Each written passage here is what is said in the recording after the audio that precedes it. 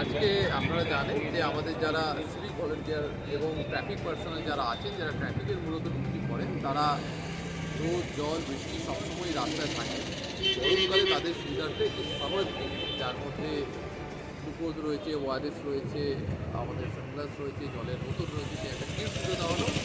এছাড়া বিশেষভাবে তৈরি হেলমেট, যেটা গরমে কাজে লাগবে, যেটা সোলারে চলে, এবং ফ্যান রয়েছে, যাতে যারা ডিউটি করছে তারা একটু আরাম অনুভব করে, সেরকম একটি হেলমেট এবং একটি ছাতা তুলে দেওয়া হলো সিভিক ভলেন্টিয়ার এবং ট্রাফিক পার্সোনালদের হাতে। এটা শুধু এইখানেই নয়, আমরা গোটা জেলা জুড়ে সমস্ত যারা ট্রাফিক পার্সোনাল আছে তাদের হাতে একটি তুলে দিচ্ছি। অলরেডি আমরা দীঘাতে এগরা এবং কন্টাই সাব ডিভিশনের জন্য প্রোগ্রামটা করেছি, এবং আজকে আপনারা দেখছেন আমরা 4-5 জায়গায় যে পোস্টগুলো রয়েছে, যে আমাদের ট্রাফিক পোস্টগুলো রয়েছে, তাতে সেখানে আমরা আমাদের সিভিক ভলেন্টিয়ার এবং যারা ট্রাফিক পার্সোনাল আছে তাদেরকে প্রায় অনেক ব্যান করার পরও তাও রাস্তাঘাটে দেখা যাচ্ছে ট্রাফিক মানতে যাচ্ছে না, ড্রাং করে গাড়ি চালাচ্ছে।